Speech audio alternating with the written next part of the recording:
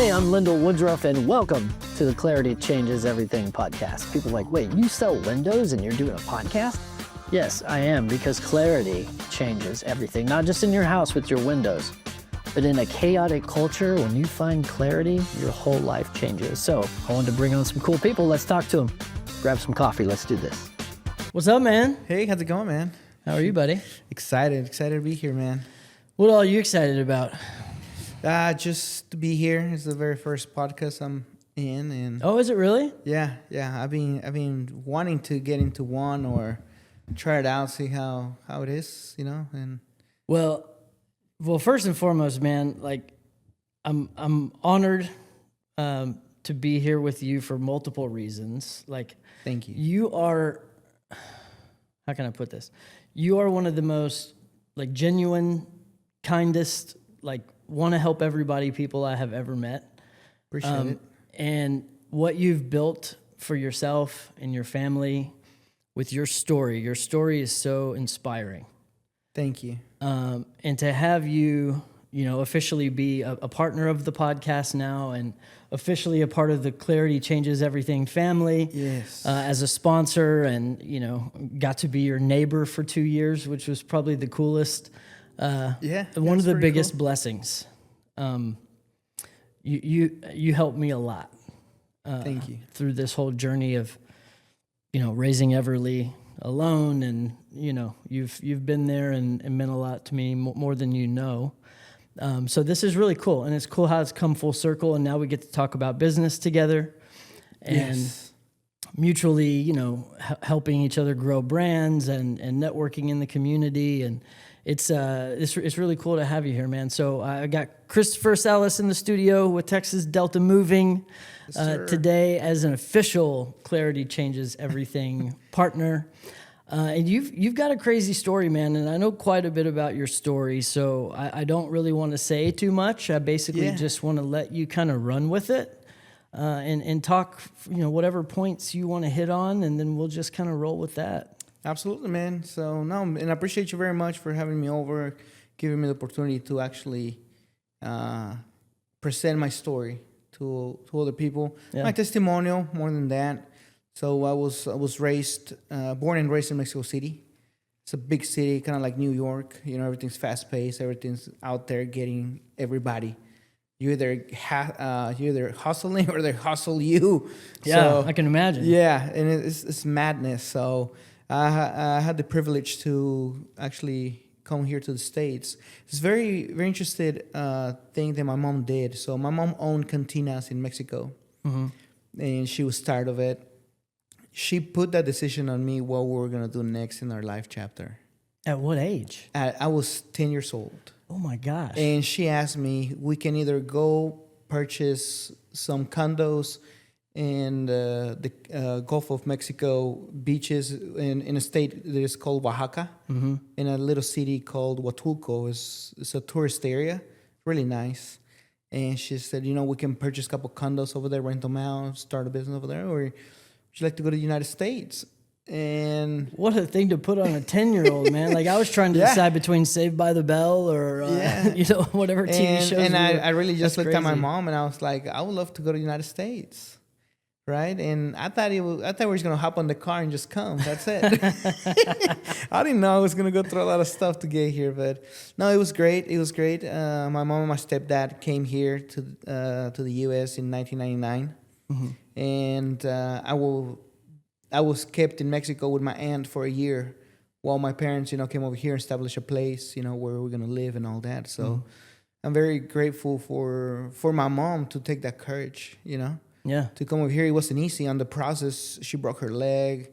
She struggled with some health issues and stuff like that. So a whole year that I was not with her or around her, she came here to Louisville, and then from Louisville, she loved the city of McKinney instantly. Yeah. So she felt like, wouldn't it? It's awesome here. Yeah. She felt like that was home, and man, it was great. So, yeah, when they called me in to come to the U.S., I got dropped off at the border by my uncle, and I was in a hostel. I was supposed to be in the hostel for 2 days. Ended up being a journey of 3 months. Oh my God. By myself. By yourself? By myself, yeah. You didn't have chaperones or? No, nothing. And this lady that rented out the hostel, she was very kind-hearted. Mm-hmm. My mom will send her money every week to make sure that I had food and obviously pay a little extra to take care of me and stuff like that, which that lady was a great blessing, honestly. Wow. And I never felt out of place over there. I mean, it did get kind of scary the first days. Mm-hmm. So obviously I was like, okay, well, where's everybody at? You know, what's going on? I'm 12 years old. Yeah. But I don't know. I feel like every place that I go to or that I'm at, I'm very easy to accustom to. Well, you got a gentle spirit about you, man. Like you're very likable. Your humor is. You've always had a great sense of humor, and I think people are attracted to that. People can tell that you're honest. Yes. You don't really there's no bone in your body that's like an angle. You know what I mean? And I think the human spirit can pick up on that. You know, if you have an angle you're trying to manipulate or whatever, like people can usually pick up on that stuff. And I think, especially if you have that as an adult, like you're even ultra that as a kid, because kids, we're resilient, right? Yeah. We're resilient. We don't really have a conscious thought pattern developed yet. We're just kind of going with it, you know, and we haven't really established meaning to events yet. So we haven't been through a whole bunch of stuff and like attached a meaning to what that event meant. Because I think as we go through life and things happen, we kind of start to form an identity based on things that happen to us. Exactly. And that's one of the biggest challenges is figuring out how to break the chains from that stuff. Yeah. And one of those deals that, I mean, when you're a kid, you cannot really tell what was right from wrong or what's danger from, you know, not danger and things like that. So, yeah, finally, the day came. A guy came over and, you know, he's like, hey, we're going to go see your mom. You know, I was like, all right, cool. And he started asking me, like, sketchy questions, like, are you okay to walk, like, a long distance, like, all day or something? I was like, sure, man, I don't care. Like, I want to go see my mom. So at this point, you thought you were still going in a car. So at this point, I don't know what I was going in, honestly. Yeah. But that was great. Also, this guy did ask me if I know how to swim. And I was like, of course, man. I love swimming. My real dad is from Acapulco, Mexico, which is the Pacific. Yeah. The Pacific Ocean. And, man, great stories about that place, too. But, you know, we can leave those for another day. And, yeah, but that's how I learned how to swim in the Pacific Ocean, in the sea, and the beaches of Acapulco. Mm-hmm. And, so I started, you know, got picked up. We walked for like 6 hours. I did ended up, you know, crossing the river, and man, that was insane. Like I don't understood why people were crying. In what town? That was Laredo. Oh, you came over? Yeah, across Laredo. Yeah, I came to Laredo, Mexico, and to Laredo, Texas. Mm-hmm. And man, but just the process of seeing everybody. You know, everybody was praying, crying while we were walking, and I'm like, why is these people crying? Like, so peaceful out here. Like we can see the desert and all this crap, you know, and I mean, it's nice, you know. Yeah, I thought I was hiking, honestly. You went to San Antonio first, right? Yeah. So we arrived to Laredo, Texas, after the whole deal, and then from there we spent 3 days in Laredo, and then they brought me to San Antonio, and then from San Antonio, that's where the next people picked me up and brought me to my mom. So you said your mom owned cantinas in Mexico City. Was she a proprietor of several of them? Did she have many? Like she did have many. She ended up getting she ended up having 4 cantinas. Wow! And that was not in Mexico City. It was in outer state of Mexico City. It's called Morelos. Mm-hmm. That place is also very historic.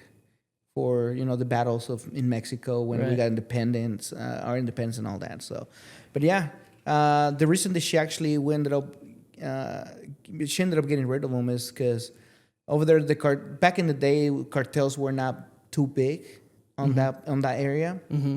So it was more like it's more Tijuana. Yeah, it was more north. Juarez? Yeah, more north, like Juarez, Tijuana, Monterrey, Sonora, like all those upstates of Mexico. Right. But over there, what ruled was the gangs So you either have to pay the fee, to get protected by the gang, Yeah. or my mom had, excuse me, but she had big guts.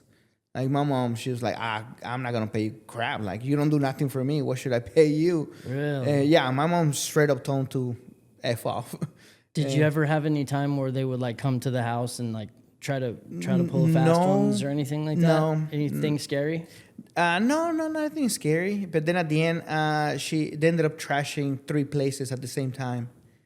Really? Overnight. Yeah. So that's kind of what my mom was like, you know what? 3 of the cantinas? Yeah, 3 of the cantinas. They hit 3 of the cantinas in the same night.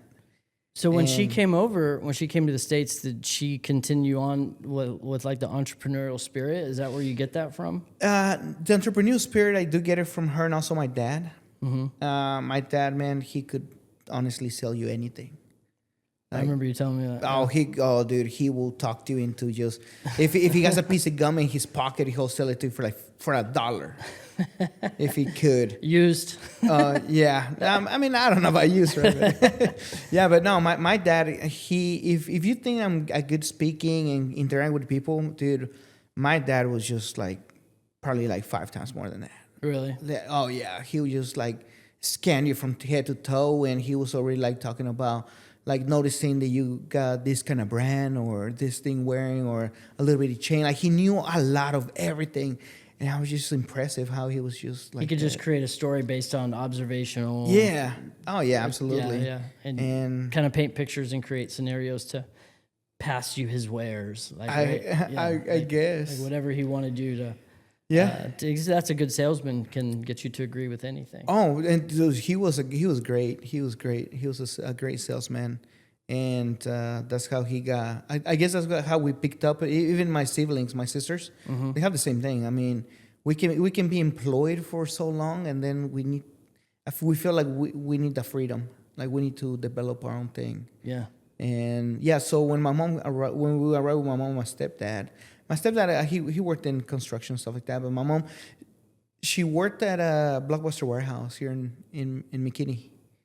And Blockbuster video warehouse, the video store, yeah. Really? Wow, that's a throwback. Yeah, wow. Yeah. She worked at the warehouse, 3-hour, 12-hour shifts, and she got the rest of the week. So that's how we started with the tamales.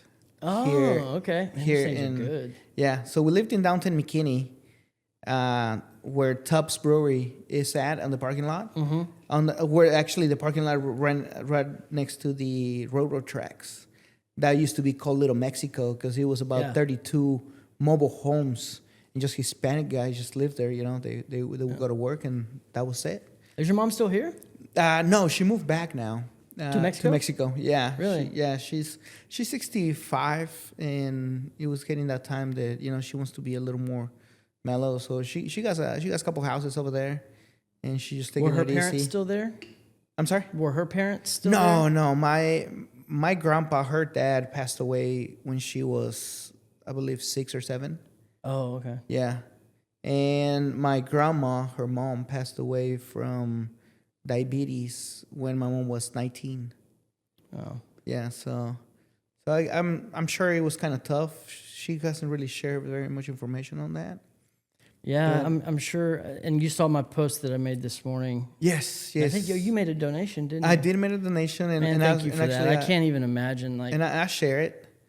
I share it because obviously I lost a sister in 2017. Yeah, she was like your ride or die, huh? Yeah, she was my ride or die. Like it didn't matter. So a great memory that I have from her. I used to love playing. Oh man, what is this toy called? Tops? No. Jacks? Spinning tops. Oh, the spinning tops. Spinning tops. The one that you wind with the cord. And this is a manual one, so it's a little small rope you tie and then you shoot it. Yeah. So I used to play spinning tops, and obviously my dad. At that time, I was living with my dad and my stepmom, and they wouldn't buy me one. They said that those things were for kids in the streets, and that's just not gonna get me anywhere, and this and that. So my sister saw it how badly I wanted it because all the kids in school had them. And I was literally almost the only kid that didn't have almost anything because everything was gonna run me to the streets, and I was gonna be a nobody in the streets. And I'm like, I remember my sister. I was just like crying, she saw that pain, and she actually went into my stepmom's wallet. She took money out. Oh, she jacked the money and went and got you one? She jacked the money, and she went and got me one. She's like, do not let them see you with it hiding your backpack every day when you come from school. And yeah. Did you do anything in elementary school? Like, you hear entrepreneurs, like they either used to sell blow pops or sell candy or baseball cards or something like that. What was your hustle when you were a kid?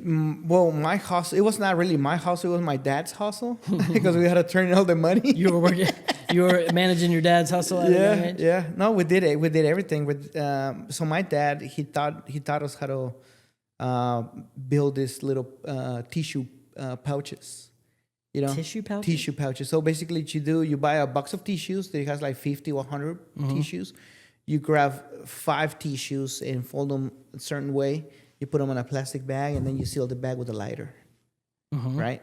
So we used to make like, I don't know, hundreds of those. But what does that do? And we just sell them outside in school. Like, hey, anybody need a tissue? Like, yeah, give me a peso, which is like 10 cents.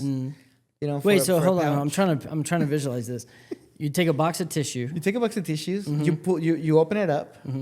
You grab 5 tissues. You fold them a certain way. I can't remember the way, right? And then you put them in this little small plastic bag, and then you seal it with a lighter. That way it's closed. Okay. And then you go around, see anybody needs tissues. Hey, you want to buy tissues for a peso? Back in the day, a peso, I mean, it was probably like... Oh, they could buy one tissue. No, the pack of 5 tissues. I'm totally confused right now. Let's make a meme of this so we can figure out what was the purpose of it. So basically, let's say you buy the box of tissues for $2, and you can make, I don't know, $10 out of that tissue box. Interesting. By selling them individually, because who wants to carry a box of tissue everywhere they go? Like you need 1 or 2 tissues a day, maybe on the go. Oh, okay. I see things like that. You were slanging individual tissues. Yeah. Okay, I thought you were saying that you would make like a decoration with those 5 tissues and sell them the box. I'm like, what's the decoration? No. Oh, I see what you're saying. You were creating like a on-the-go tissue dispensary. Exactly, pretty much, yeah. You were creating tissue dispensaries. I need to start explaining myself better. There we go. That's awesome. My hustle was blow pops. Blow pops? That was my first one. Yeah, we get like a big bag of blow pops at Walmart, and I'd sell them for $0.25 a piece. And this was 1990. Like man, $0.25 a piece? Yeah, $0.25 a piece, dude. man. I was balling. Oh my god. And then it was baseball cards. I sold baseball cards for a while. Okay. I won't go. Yeah, I had a couple little hustles when I was a kid. And you said you moved here in McKinney in '99. So I got here in McKinney in 2000. In 2000. Okay. Yeah. You've seen a lot of change here, man. A big change, man. Big change in McKinney. We had family in Louisville, and it would take forever to go from McKinney to Louisville because it was one way. It was one way, yeah. It was one way, so it took probably about an hour. Yeah, long before 121 or and all those roads. Back roads. Yeah, but it would take forever, and I was like, dude, I want to go see my. And the cool story is that when I got here, so I'm very appreciated my family. Besides my siblings and my mom, all my uncles and cousins. Because they really did a great atmosphere for me. Everybody was so welcoming. Everybody wants to know me. Things like that. Cousins I never met before that I was able to meet. Yeah. Aunts and uncles, same way. And they were always like, no, come stay at our house. Oh, yeah, we can go on the weekend. They'll take me to the movies. So I'm very appreciative because of that. Well, to them. That's a huge benefit, man. Because I think the more that we can feel wanted, like everybody wants to be loved. Of course. And appreciated, right? It's like it's a natural thing, because if we're not loved on when we're little, we die. You know what I mean? Like we have to have that support, and that's great whenever people have that. When people that don't have that, they feel isolated. That can create a lot of holes that are very hard to fill. So it's good. It makes you feel valuable. Yeah, absolutely, and. I started going to middle school. So I went to Scott Johnson Middle School here in McKinney. Started 7th grade. That was a big challenge because, you couldn't speak English, could you? I did not speak any English. The only things I knew, it was colors, numbers from 1 to 10. That was it. Some colors and just simple things. But I've always been eager to catch up on to what's going on. Mm-hmm. You know, I don't consider myself a shy person. I can be shy in some areas, but when it comes to like, you know, curiosity has been a good thing for me. Mm-hmm. That I can be like, okay, so how do they doing that, or what do you say it? You know, I went to school with in our ESL class, which is English Second Language. Mm-hmm. There was about 17 kids. Out of those 17 kids, pretty much probably 4 of us we were advancing speaking English because, you know, I mean, I wanted to, you know. How old were you when that started? I was 12 12? when I started, and started the 7th grade when I was 13, actually, because they couldn't get me into school right away when I got here. They needed more documents of, you know, school documents from Mexico and this and that. So my mom had to send all, you know, get uncles and cousins to get all this information for us. But I think it took me probably 8th grade. In 8th grade, I was already not fluent, but about 30%. I mean, I could I could get around. You know, I could go to the library and ask, you know, a couple questions. You know, teachers will explain stuff like that. You know, things to me. The topics that I had a little trouble with, it was science and history. You know, but not math? Not math. You got math figured out? Math, I mean, it's numbers. Yeah. And as long as you're not paid attention, and also I do want to give a big shout out to 2 really good friends, Felix and Fernando, because I met them. One of them I met on the school bus.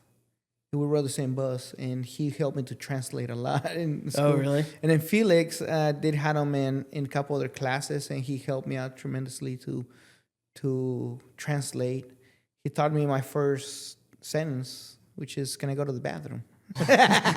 That's a very important one. Yes, that you need to know. I wanted to escape the classroom. I was like, man, I don't understand nobody. I'm frustrated. I was like, I'll just take the time to go to the bathroom, and I'll just stay in the bathroom for like 20 minutes. And I remember him coming out and looking for me, like, hey, the teacher saying where you at. So you know us English-speaking people, right? Yeah, you ask a lot of them, they'll say, the only Spanish I know is bad words. Like, it's very common in American culture for English-speaking people to know Spanish bad words. Is it the same in the Spanish-speaking culture? Like, same. I don't know any English except bad words. Like, do y'all, y'all learn the bad words? Yeah, yeah. I guess it's like you can express yourself, every emotion with bad words. The one that everybody knows is, you know, F you. That's pretty much the main one that everybody knows. It's universal. Yeah, pretty much. And if you don't know how to say it, there's a hand gesture for it. Yeah, of course it is. And that was universal too. So. Yeah. Yeah. No, but catching up on the language, there was a big barrier. Obviously, I didn't feel like I got bullied that much, but I did get bullied a lot. Mm-hmm. I got beat up by in 8th grade by some African American kids. Hey, kids are just mean anyway. Man. I was on the bus and I was talking to this kid that he speaks English and Spanish, and we're having a conversation. And I just happened to turn around and look at this African American kid, and he mad dogged me. And then they started talking. I don't know where the conversation was off, but I remember not saying anything. Next thing I have him in front of me, start punching him in the face. Oh my god! And then I didn't try to defend myself because I'm not confrontational at all. Still working on that word. Yeah. No, you're definitely not confrontational. Yeah, no, I'm not at all. No. So what I did, I raised my hands to protect my face, but his buddies thought that I was gonna start throwing hands. So out of the nowhere, like 2 more joined in, and man. And then I got off the bus, man. They actually started some crazy stuff at the bus because my mom was like, no, I'm going to take you to school now. And now she was taking like 5 of my friends to school with me because we're all getting beat up. And mama get involved, man. Yeah. Mama but it was good. Smack you with her purse. Yeah, in the classrooms, I helped a lot. So obviously, like I explained, you know, Felix and Fernando helped me out to translate to me in the classrooms in 7th and 8th grade. When we went to high school in McKinney North High School, I was a little bit more fluent, and our algebra teacher, she wanted all the Hispanic class in her classroom. Oh, so, really? So we're all nothing but Hispanics that we barely speak English or we speak any English. She was a great teacher. I still remember her, and her last name is Chisholm. Was she bilingual? No, She she was not wasn't? bilingual. No, she was American, and yeah, she did not speak any Spanish. And I used to translate. Me and another girl, we used to kind of help her to translate what we could. Mm-hmm. And yeah, she ran a successful class. I remember I had 90s all year round, about probably a couple 80s here and there. Mm-hmm. But I had pretty much almost all 90s in her class. And you want to hear a funny thing? So I'm learning English, right? This is freshman year. Mm-hmm. There's this other guy named Daniel, a good friend of mine as well. He helped me to translate a couple times. So the science teacher in freshman, which is IPC class, I believe. I don't know what it stands for. I just know it was IPC. Man, I have no idea. So high school's a blur. Yeah. So anyways, he was the cross country coach for cross country. So he's like, hey, Chris, help me translate for these guys real quick. I was like, yeah, sure. He's like, tell them if they want to join the cross country club. So in my head, I'm translating it as it sounds, cross country. So I told the guys, I looked at him and I told him in Spanish, hey, coach saying if y'all want to go to another country. Had you say it instead of him say it so he didn't get in trouble. And this one kid looked at me with his eyes wide open, started getting nervous. He's like, you know what he said? He's like, I just got here. I just got here, man. Are you going to send me back already? I just got here. And you want me to cross another country? So that's hilarious. Daniel overheard me in the back as he used to sit in the back. And he corrected me. He's like, oh, he was cracking up just like we're cracking up right now. He's like, no. That's funny. Nobody's crossing another country. That's the sport, cross country. You're going to have to run for a long period of time. No swimming involved. Miles. Though. Yeah. So we started laughing. So that joke stuck with me forever. Whenever everybody told me, honey, you want to hear how bad my translation in my brain was? Yeah. Because we used to, so for the longest, I used to listen in English, translate in Spanish in my brain. And same thing, think in Spanish. And like as quick as I could translate into English. In your head? In my head before it came out. Yeah.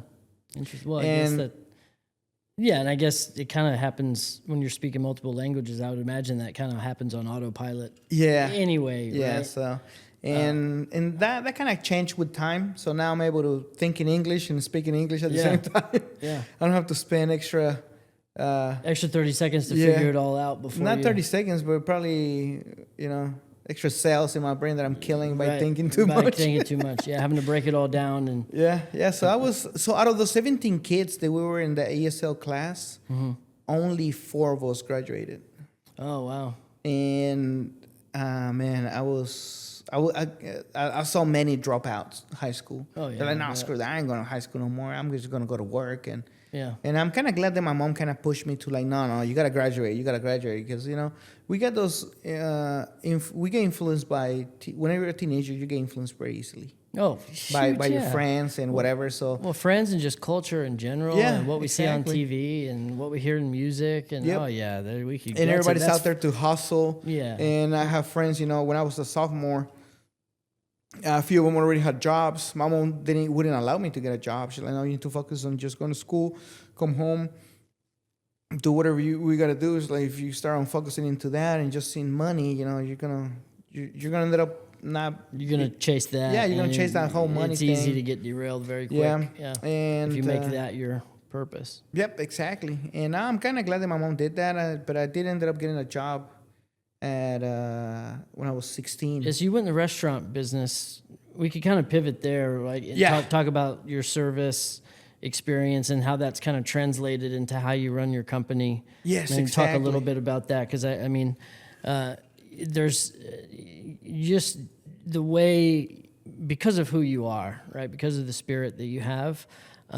That encapsulates everything about your business, the integrity, how you do things, how you show up, the guys that you use to do the work for you, they operate the same way. And it's very important. Yes. Especially in the realm that you're in. there's a lot of surprises a lot of the time in that industry. Yes, There's in that movers industry. everywhere, right? Yep. So you started in the restaurant industry. What did that look like? I spent 12 years in the restaurant industry. I started off as a dishwasher. So the way that I got into dishwashing, I was just about to say, use that line that you use on how you got they sucked sold into me that position like if I was gonna become the greatest entrepreneur. The guy called me. I put in my application. I put any position any. So he's like, hey, this is Chris. Like, yeah, this is Chris. Hey, this is, I can't remember his name, but with the Golden Corral, we're home of the Golden Choice Buffet. And we need help in the back of the kitchen, making the difference, making sure that the quality of the dishes is, up to standard every single time. Also, you're going to be able to help us out to perfectly have a line full of just fresh products for our customers. And I'm 16, and this guy's talking to me like for the dishwasher position. Yeah, for a dishwasher position. Like, what a salesman! Was it your dad? No, dude. I'm just kidding. But yeah, he's like, hey, do you have black pants? I was like, actually, I do have black pants. What about shoes, black shoes? I was like, man, I don't, but I can get some. He's like, how fast can you get here? And so I was like, give me a second. I went out there with my sister, like, hey, can you take me to Walmart and can you? I asked my sister to leave about $30 to buy a pair of shoes, and to take me to Golden Corral. So yeah, we went to Walmart. She got me a pair of shoes, and that's how I started. And as soon as I got there, man, mountains of dishes waiting for me, bro. mountains of plates. There is nothing pleasant pots. about that No. position. But they sold it to you, right? Oh, they sold me to me like if it was a golden ticket. Yeah. But you're going to make the biggest difference in this establishment, sir. Yeah. We And need actually, believe it or not, I did. I did make a big difference in their kitchen because, I got there. I'm 16, energetic, ready to go. Yeah. I'm going to start earning $5.25 an hour. And I'm already projecting 40 hours times 5. I was like, dude, that's $200 a week, bro. Like, oh, my God. I love it. So I'm already thinking ahead of the game, like my money and how it's going to be and all that. So I was like, yeah. Yeah, so you did a little bit of, that translated into everything. Waiting tables, bartending, managing. You did a little bit of everything. Yeah, in that a little bit of industry. everything. And I really did not work in the kitchen, but overseeing the guys from the expo line or the food line in the restaurant, see how they're chopping, how they're slicing, how they're dipping, how they're doing everything. Yeah. So it just became natural. One day, I was already assistant manager. We were slam packed, and my kitchen guy just was not keeping up. And I was like, dude, we need stuff. So I was like, you know what? I put on an apron. I jumped in, and it was just natural. Yeah, make it happen. Like I was making dishes with them, plates with them, helping them to get the food faster. I felt the urgency that I had to do something besides just being the assistant manager, just looking at the guys and screaming out, like, come on, we need the food faster. Right. Well, they only have 2 hands. Right, yeah, roll up It's the not sleeves, like help they them can get pull it a done. third, fourth hand out of nowhere and make more dishes, of course, So that's when I started coordinating from the kitchen out to the waiters. Hey, make sure you get to this customer. I was looking at the tickets. I was looking at the times. I was looking at every single little thing. I was like, hey, let this guy know that his well-done steak is obviously going to take a little longer. I'm going to be there. I was just prepping little bitty snacks for customers, with the ones that were waiting a little longer. I was like, hey, make sure you take this to the kitchen. Just apologize to them. Tell them, hey, I'm sorry, but we're doing our best, to make sure that everybody's food comes out perfectly as you like. It's going to take a couple more minutes, but it's going to be done right. So and then you started in the moving industry right after that. How did this whole transition happen? So from this whole service transition to- happened because I was started of the restaurant industry kind of, and I wanted more time. I was doing about 50 to 60 hours a week with a salary, and it was a good salary. I'm not gonna lie. It was stable. This was before you met your wife, though. I was already with my wife. Oh, okay. Yeah, and at the end of 2015, that's when I made the decision to, let's look for something else. And a friend of mine, he was doing hot shots with a truck and a trailer. And I was like, man, I want to get into that. He looks so freely going all over Texas, and I'm like, you know what? So I contacted him. I was like, man, I envy you, man. Like, how do you do it? What you do? He's like, dude, it doesn't take much. Just save a little bit of money, buy yourself a trailer, go get a truck, a diesel dually truck, from a dealership, and you're rolling. You get your LLC, that way you can get insurance, and you're rocking, dude. I mean, it might take from $5 to $10,000 to get started, but I mean, if you can kind of pull some money. So we did have a little bit of money saved, and that's how I got started into the hot shots.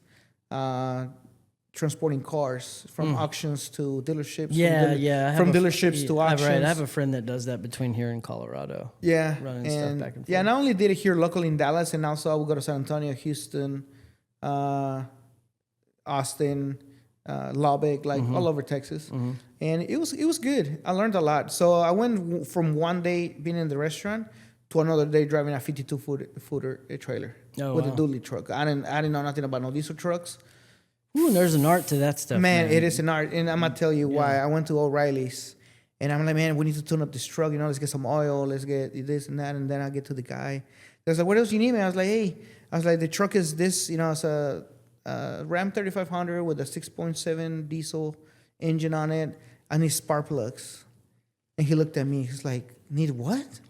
I was like, spark plugs. He's like, so he called two other of his friends to come and make fun of me. Because the trucks don't use spark plugs. Right. And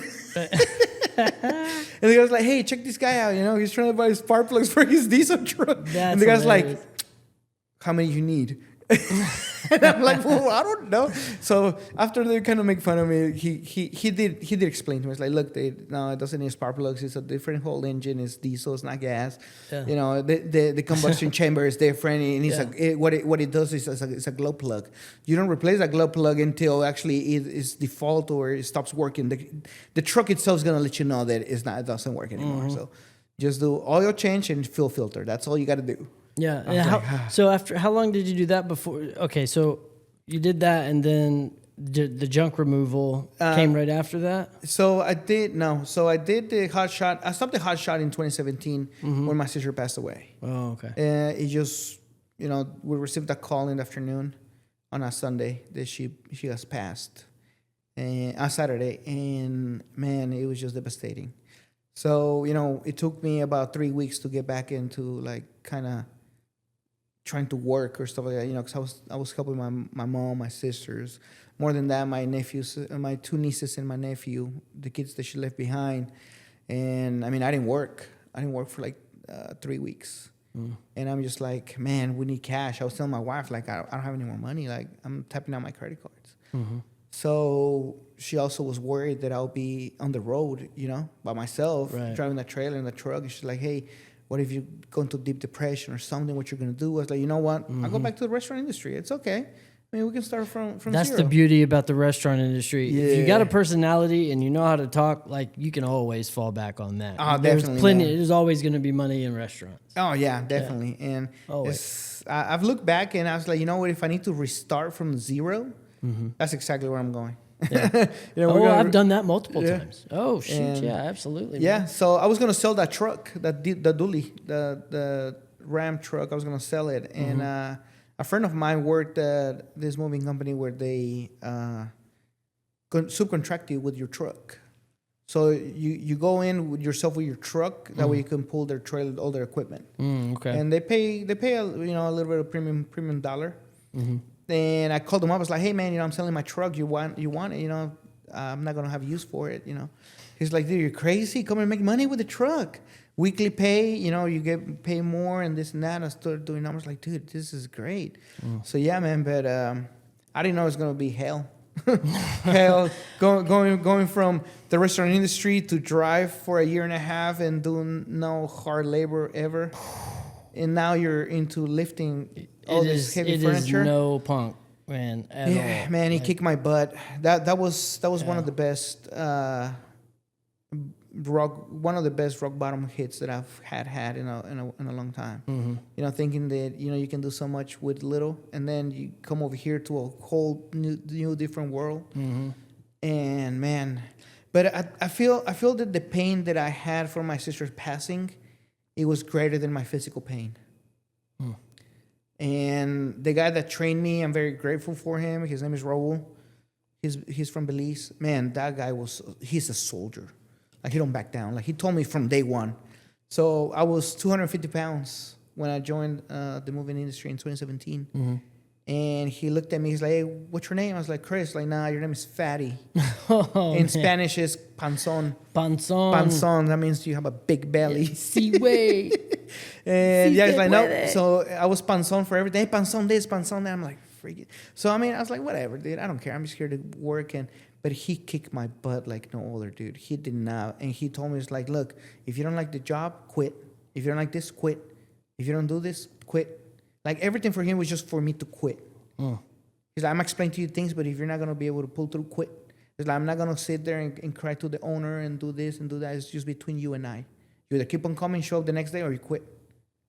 It's like, I'm tired of people just coming, going. It's like, you don't know how many people. I bet the turnover rate's ridiculous, man. Oh, it is ridiculous. Yeah, for sure. And I did talk to him on the phone, because previously when I was trying to move and you weren't able to get to it, you just instantly turned me over to a great group of guys that helped me get out in a pinch. So thank you for that. I mean, for sure, that was a huge deal. So, you know, the guys that I want to make sure we highlight this. We're kind of running out of time here in the studio, but I want to make sure we highlight this, like the sense of just the way you run the business. There's not a lot of accountability around the moving thing. You know, there's a lot of horror stories in the moving industry. A lot of horror just like stories. There is in home improvement in the world that I come from. So, you know, we're grateful that we've got a great group of guys that does the work for us, just like how you've organized your company. Absolutely. Great people that care and all of that. So. Talk a little bit about that. Yeah, so I was able to. I was gonna franchise with one of the moving companies, and that didn't go anywhere. So I went to overview my subcontracting contracts, and I was like, "Hey, I don't want to step anybody's toes, because I want to do something." Mm-hmm. And when I went over with these people, I told them, I was like, "Hey, I don't see myself doing nothing else in the next 10 years. Like, this is the industry that I'm just gonna stick to, Mm-hmm. So I don't know what didn't fall through, but it didn't go through. So I was like, fine. I went to talk to business advisors, business lawyers. What are my chance opportunities? What can I do? They're like, no, start your own. Like, you have to. So I'm able to have a good quality guys because of who I am and how I am. Mm-hmm. I'm a very kind-hearted person. I like to listen. I love giving people second, third, fourth chances if needed to, as long as they deserve them. Mm-hmm. We're not perfect. I have had the privilege of having those opportunities back, and I'm very thankful for them. A lot of people think that, no, if you fail me once, that's it. Right. I was like, yeah, but why did he fail? Like, if he fail because of something, or because of me, a lot of it's poor leadership, or because of he's just a bad person. So if he fails because he's just a bad person, then you can really tell and be like, okay, well, you know what? Right. Yeah, there's no second, third, fourth chance on this one, but. Something like that. So that's what I see on my guys. Mm-hmm. Besides that, we background check them, everybody, to make sure that, we're bringing legitimate, sane people into people's homes. Right. More than that. Yeah. Because obviously, we're strangers to everybody until they feel comfortable. And that's what I try to do, present myself as a legitimate company that we actually do care for customers. Mm-hmm. Because it's very easy to speak or say, sell your product to a customer by just a bunch of lies and you don't fall through to any of that at the end of the day. Right. Horror stories, the customers always says that the estimate is never right. Mm-hmm. And I've been in those positions where I have had in the past try to convince people they were the right company with a lower estimate. Mm-hmm. Once we hooked them, what is it called? They're already on the clock. So, I mean, the guys are already working. Right. Like, I tell them it's going to be, like, I already know it's going to be a 7-hour estimate. Mm-hmm. But just to get them on the books, I tell them it's going to be a 4.5 or 5-hour estimate. And obviously, the numbers go lower. So, they're like, okay, yeah, we can save some money and this and that. But at the end, my crew arrives and they're like, no, this is not going to be 5 hours. Just to let you know, it's going to be 8. And now they're calling the company. Now they're calling me. And they're like, no, you told me. And I was like, but what do I do? I mean, people upstairs told me to sell you no matter what. Mm-hmm. So this is what I had to do to sell you, in my head, obviously. And I was like, you know what? I'm tired of all that. Like, no, I want like, and I've lost a lot of jobs because of that. You know, but I'm not gonna sit there and tell you that I underestimate you just to hook you on our books. Right. And later on, you ended up paying. And I'm sure that's a big thing within 30-40% more. Yeah.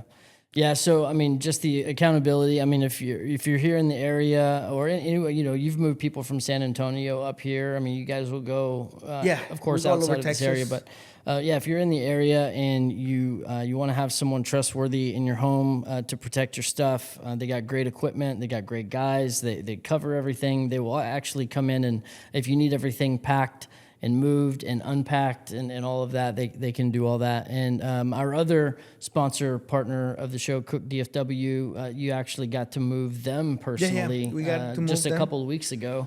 Yeah. Getting all their stuff moved out of their house and into their new place. So it's cool. Like, that's as soon as we kind of started this thing, you know, I've known Daniel and Carrie for a long time, and then kind of merged y'all two together with this podcast platform and the networking group, and next thing you know, you're getting to move their house. Yeah, no, and that's extremely cool. Yeah, you know, I see stuff like that, and I'm like, that's awesome. Like, Yep. I love that, because they had a lot of stuff. Yeah, and the cooks, they already had an estimate kind of, and it was almost 30-40% higher than what I was quoting them. Yeah. And she told me. Yeah, she told me, she's like, man, this thing's crazy. I was like, well, let me go overview it. I was like, I don't like to step anybody's toes. You know, if that makes more sense than what I'm presenting to you, hey, that's totally fine. There's no pressure into this. I just want to make sure that everybody gets taken care of. So. Are you guys still doing the junk removal stuff, or are you just focused on the moving? Yeah, we're still doing the junk removal. Okay. So it's a combination of both, but we're focusing more on the moving, and then the junk removal just follows with it.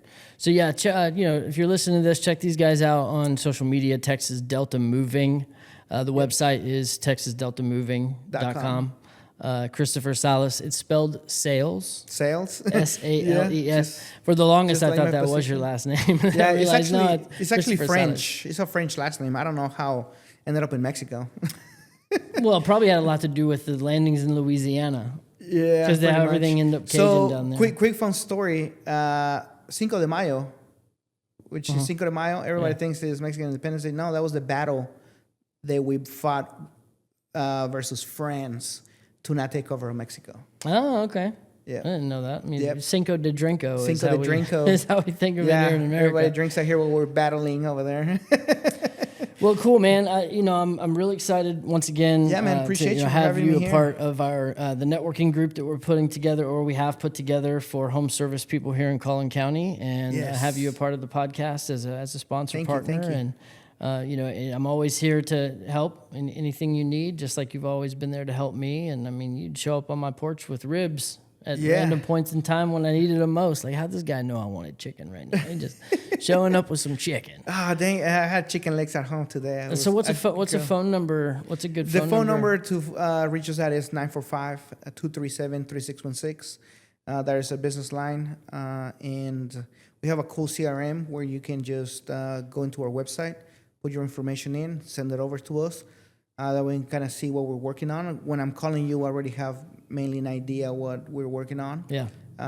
Once people put their address, our CRM direct us to Zillow and all these other places where we can actually see your home from before I called you. Cool. Yeah, you guys got a lot of that stuff figured out on the front end. So it's a very simple process. Quick and painless, and if you're in a pinch and you need it done quickly, even if they can't get to it, you got a great network of people that are also trusted as well that you can refer people to if you can't get to it immediately. So that's a big deal. But glad to have you here, man. I appreciate you. Yeah. Appreciate the opportunity for having me here. Yeah, absolutely. I'm excited, and I look forward as well, to keep on growing the networking group for sure. Yeah, it's a lot of fun. Everybody. Thank you guys for listening to this episode of Clarity Changes Everything. I'm Lyndol Woodruff. This is Christopher Salas. We got Ashley over there punching the ones and twos in the background, making this thing all click. What? So, hey, remember, clarity changes everything. Remove the obstacles. Change your life. Get clear. That's what we're here for. This episode is brought to you by Cook DFW Roofing and Restoration and Texas Delta Moving. You guys have a super stellar reputation. Only on referrals. Mostly we started with roofs and we started with gutters. We've been blessed, man. We got some great partnerships, great people that's been with us for several years. It became a word of mouth. It's not about me and my success anymore. It's about all the people that use Cook DFW to feed their families. It's not about what I get out of it. It's about what I can give other people. Great products. We've been doing business for 6 years? Never had a complaint. 833 Cook DFW, cookdfw.com. There's a lot of horror stories in the moving industry. I'm not going to sit there and tell you that I underestimate you just to hook you on our books. If you're in the area and you want to have someone trustworthy in your home, if you need everything packed and moved and unpacked and all of that, they can do all that. It was almost 30-40% higher than what I was quoting them. So I just want to make sure that everybody gets taken care of. We're still doing the junk removal, so it's a combination of both. Texas Delta Moving. What's a good phone number? The phone number to reach us at is 945-237-3616. The website is texasdeltamoving.com. Thanks for listening to today's episode of Clarity Changes Everything. If this conversation helped you in any way, it would mean the world if you would subscribe and then make sure you share it with someone that needs to hear it. And if you're here in the DFW Metroplex and you want to talk windows, all you got to do is text Clarity to 214-225-1922 to schedule your complimentary in-home consultation with me. If you want updates on the podcast, special offers, and more exciting things coming, just want the news, visit claritychangeseverythingpodcast.com and join my email list. Until next time, remember, clarity changes everything.